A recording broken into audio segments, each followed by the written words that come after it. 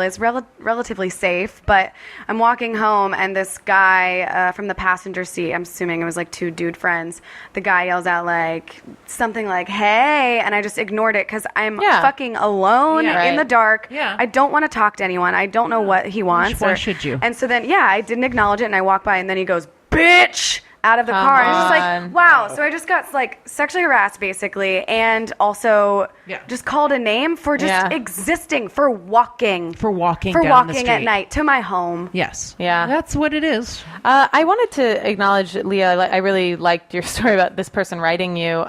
When all of this like opened up, it's something that had been on my mind for a while, so I was planning on writing the person anyway, but I ended up writing someone a message where I feared that he had internalized something about race because of our interaction.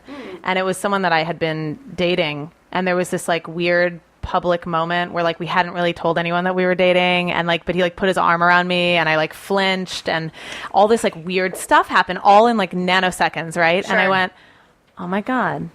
He thinks that I don't want to be seen with him because he's black or whatever. Well, who knows? Yeah. I mean, and I don't know, but and then I tried to like address it that night, but he wouldn't acknowledge it. He like shut down. Oh my God. Yeah. And all these things. Right. And I guess with all the hashtag Me Too, I finally like wrote this really candid message. And I said, I know that you said it was fine and whatever. I said, it needs to be said that error was coming from like my own emotional place of like growing up in a paranoid home, you know, like all this stuff where it was more about how people were going to use information against me if they knew that I was dating someone. Totally. I have the same thing. I'm currently dealing with that issue myself. Wow. Yeah, but it was so I liked when you also mentioned Black Lives Matter, all this stuff. It's like all these different shades of the way that we're responding and you know I don't know like as a culture misinterpretations and violations, and it's a terrifying and amazing time to be alive. I mean, because we're seeing everything just so sped up at this point, you know. And none of us are totally innocent because we've been saying, we just grew up in this culture. Oh shit! I was going to say something and I forget. About race, about dating, about... No, it'll come back. Okay. It's just, you know, this Harvey Weinstein thing and Hollywood, you know, when you start to parse that part of it, not to move back to the original topic, but that makes sense. But good idea. But you know, of course, you know, we've all heard of the casting couch. In fact, there's one right here in this room. This is in an apartment, and the irony of it all is, as good, well-intentioned as I am, there is a couch about a foot behind Christina and a bed about 5 feet away. Can I just say, the first time I ever came here to do a podcast, I was terrified. Yeah. I'm not kidding. It's just like the concept of coming over to an apartment. Yeah, I don't know you. Yeah, it's nothing. But it's not. No, it's Carl. It's nothing about you. Yeah. It's just like, I, as a woman, I'm aware of this scenario and how this could play out. Wow. So it's like you have to already assume what. Yeah. But I think I told you there was a group of women. I know, but it doesn't matter. No, just lying, right? It doesn't matter. So they could have been lying, right? Or and Harvey Weinstein, that happened multiple times, right? He invited women and then come up tonight. We're having the meeting, and then no one would be there. You came on Grown Ass Men where Christina was a co-host. I'm saying I told you there were people, but maybe I could have been lying about that. Yeah, it doesn't matter. I have a story that I forgot about, and it was this thing where I laughed at it because I couldn't believe it was true. But it was essentially a casting couch thing. I was in Manhattan. I'm an actress. I've always been auditioning in theater and film and stuff. And this guy, I was an improv thing. I went. I love improv comedy, you know. So I did the audition. He said, okay, well, the team is meeting. And I remember it was like in a different borough. Like it was a pain in the butt to get there. I had to like go to Queens. I had a full day. I knew I was going to be late, all this stuff. Whatever. I arrived, no one's there. Just him at this bar. Yeah. And it's a bar. And then he's like, do you want a drink? And I feel like, I don't remember if I had one. Maybe I did. But I was like, I'm okay.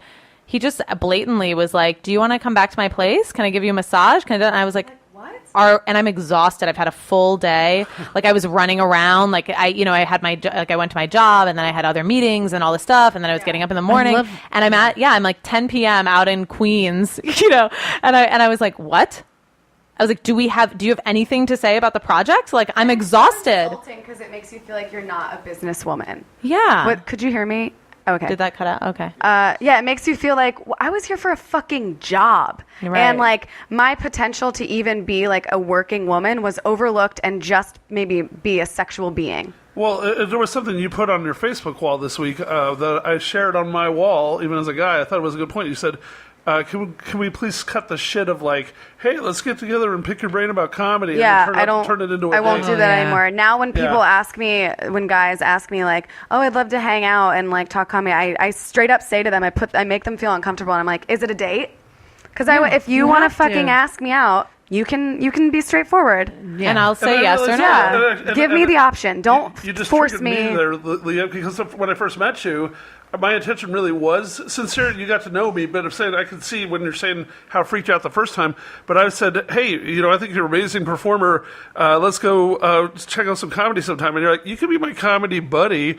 And I was like, what? And then you explained like, I don't know you, dude. And you're like 20 years older. And I was like, no, I'm not like that. Ask around. But how am I supposed to know? You're right. Yeah. Absolutely. Yeah. So I'm saying that even somebody with good intentions. You gotta. Yeah. I think that pretty much you need to assume almost 100% of the time that if a guy is interested in doing anything with you, sex is at the bottom of it. Yeah. And I hate to say it because, and I say this as a woman who has several really good, long-standing male friendships. I do believe in the platonic friendship. I'm trying to think if I slept with all of them at some point. I probably have. But anyway, I do. At least you tried. But you know what? If a guy is like, hey, let's do this, I trigger a little bit to that also, though, because maybe I'm just trying to like forge the change, even though it's not real. But like, I just believe that I have the right to not question that. And so if you want to hang out, like I'm cool with hanging out. Yeah. And you do. And I'm naive. also, that's the thing. I'm also, no, because I know that that's possible. But I also think it's,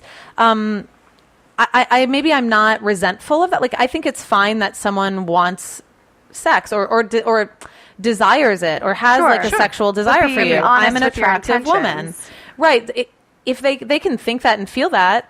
But if I'm clearly not indicating that I want to move in that direction, I'm okay with that being there. Do you know what I mean? Like, yeah, okay. I guess that's like I don't want to judge a man for being attracted to me. Upon you. Yeah. But that's where it gets blurry when like you hang out and you think as the woman that it's innocent. No, and then they like kiss you or whatever. That's a separate issue. You're hanging out with the guy, you like him legitimately as a friend, you respect him, you're interested in him, you're having a good time, and he can't let go of his sex agenda. Right. And in the end, exhausting. He's actually, when he realizes that he's not ever going to get in there, he kind of loses interest and he starts. Yeah. No, you're right. I've had that happen a lot. A lot. I also want to say, so Carl, you said something when we were off mic about how, so-and-so had this experience with this accused harasser, but like, their interactions have always been kind.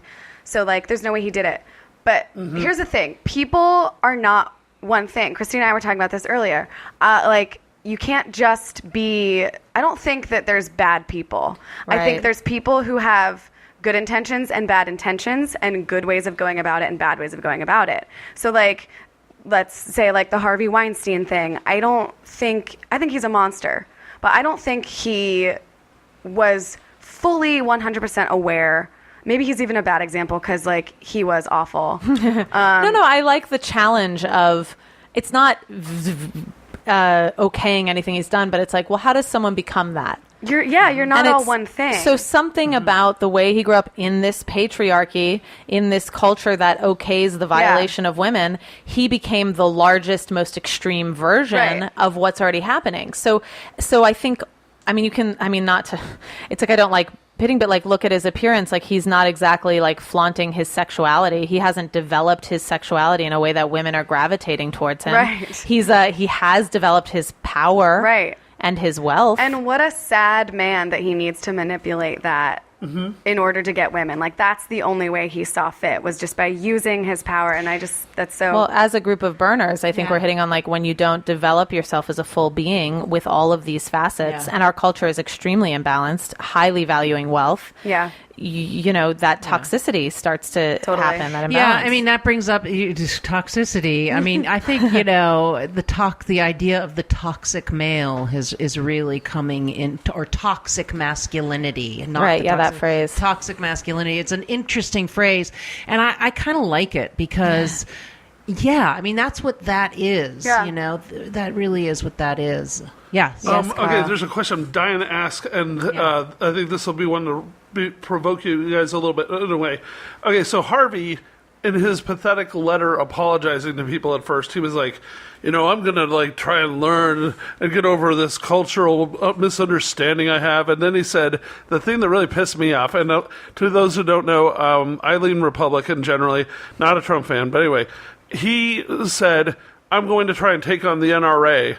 And he thought that would be acceptable. And so my question is, as women who I believe I know Christina and Erika's politics, I'm assuming Leah, probably almost anybody's more progressive than me in LA. Leah. So what I'm trying to say is, the fact that he fucking went there and said, and acted like that was his escape valve, and that's okay. So what I'm wondering is, he was a big Hillary supporter, and I'm not doing this to knock her. I'm just saying, the fact that he went to NRA as an excuse, and Hillary touting his credentials there, do you think that that people like him get more of a pass if they have the right politics than, say, Trump saying the same thing?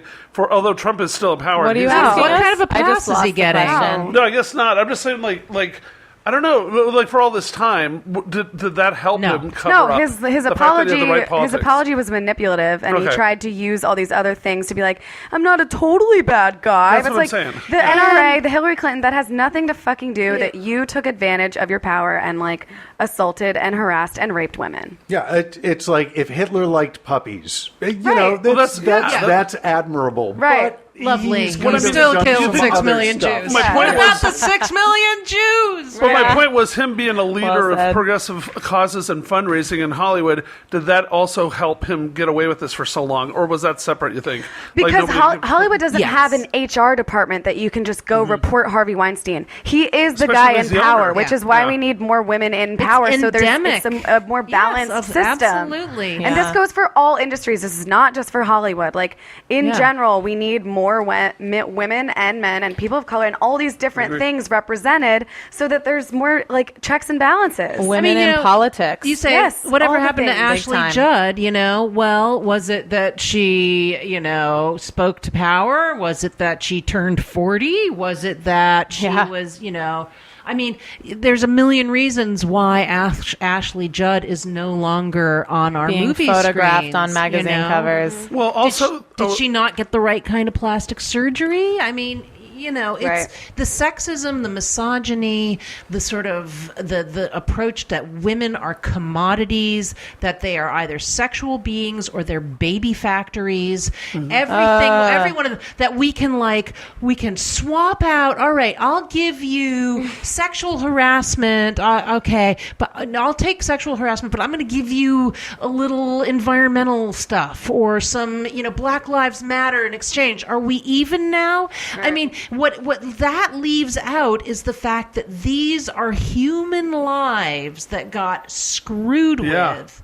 It's like those carbon credits where your country doesn't have to adjust. Did you the CO2 issue? It's not like carbon I'll just credits. buy it Exactly. from these other You're right. That's countries. what that is. That's what he's like, I'll just pay for some more of this, and that means that these people are going to be that their lives assuaged. weren't destroyed. Yeah. Well, the other question I meant to ask this earlier too was Rose McGowan was brought up. Okay, so with Rose, she's somebody who basically, just talking objectively, her career largely is known for Charmed, which ended 10 years ago. But she's she did always some big been feature outspoken. films, she's action doing films things, and but stuff. is she really a star anymore? And I'm saying with Ashley was a major movie star for a while, Yeah, and Rose sure. was one of 3 women on a WB series. No, she did No, she did more Hercules than or that. something. Yeah. She did a lot of big films. Okay, but and the she was point in, is that she's always Tarantino been film really as well. outspoken for many years and really, really, really fearless. People say she's the most on fire about this of all of everybody. I think she's a queen. Yeah, she has gone quite, quote, what we'd call radical. But I had a conversation with a male friend, and only after did I kind of trigger from it. But he was saying, he was like, wow, she has gone off the wall. She's crazy. And then I thought about, I think it's and then I crazy. thought about crazy. Yeah. And then I thought about my cake drugging. And I'm like, when I was drugged with my birthday cake. Yeah. And I Cake drugging, thought, gee, I wonder if enough violations of your physical being could make you crazy. Well, she was with Marilyn Manson. That might have set her off too, you know? Well, no, I don't think that's also, the same thing that is the standard reply that everybody has when women do that. They are called crazy. Crazy. If it's the girl